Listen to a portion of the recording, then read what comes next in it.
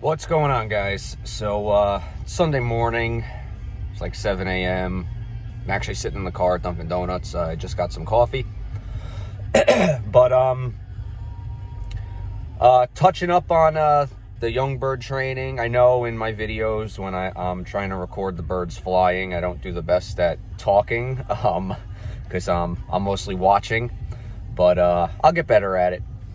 But I'm pretty excited right now just because the last week or so, it seems like I'm finally figuring out a rhythm. This is all new to me. I've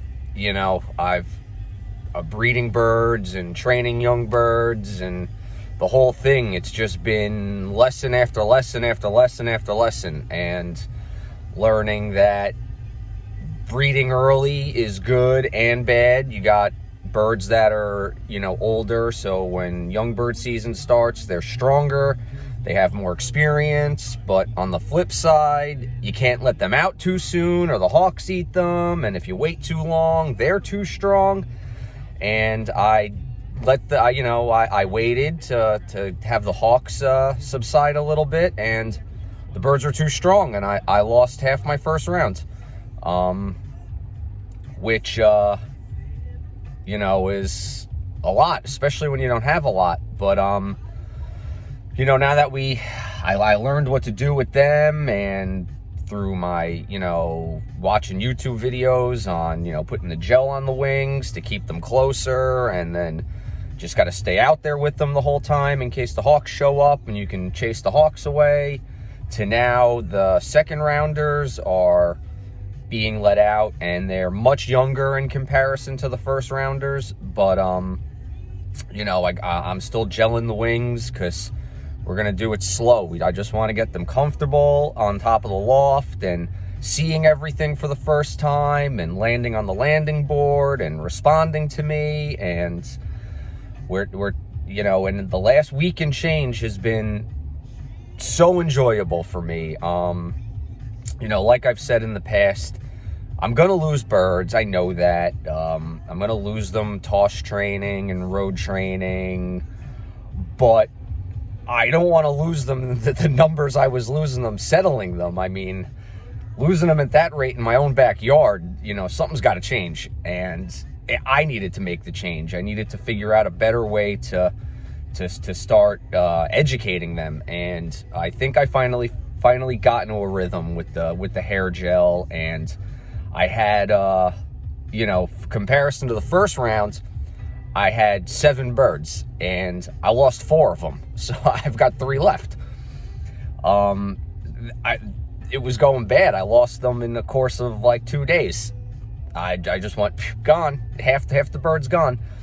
To yesterday, I had 17 birds out, and I got 17 birds back. Now, yeah, I know they had the gel on their wings, and they couldn't really go too far. But if you saw in the video, they could go far enough to get in trouble. They had no problem getting on the neighboring houses, and they did a couple laps around my yard. Now, not at 100%. They couldn't fly at 100%, but I would say they could fly with the gel on their wings at like 75%. All that did was really keep them from getting too high and getting in trouble. It kept them really to the roofs, which was good. And it went really well. I would say 5. They're kind of, my second rounders are kind of in groups of 5, 5, and 4. So I have 5 that are about a week older than the rest of them, that have a little more experience out with the gel on their wings. So yesterday, after they were done, I gave them the bath and they washed it off, and I think they're done. I've got the second group of 5 that they don't have as much experience out. 2 of them are actually pretty brave. They've been doing a little more faster than the other ones, but I think I'm going to give them maybe 1 more time out with the gel on their wings and go from there.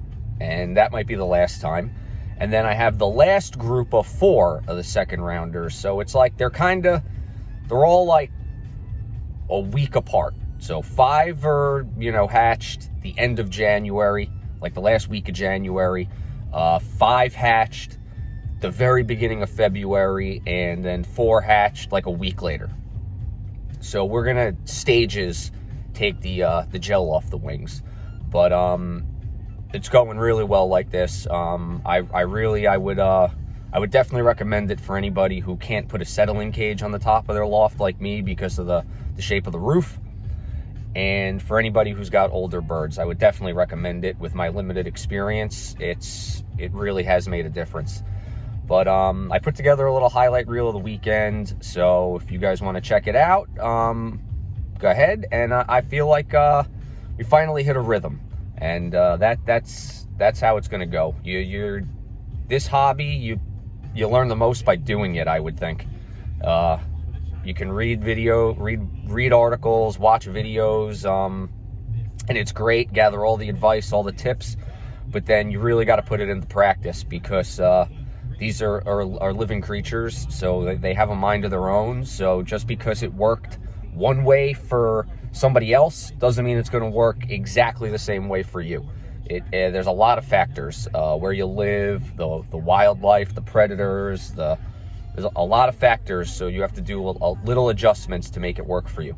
But the one thing I will say with the gel on their wings is, it's the same thing, as the same principle as rubber banding them or soaking them.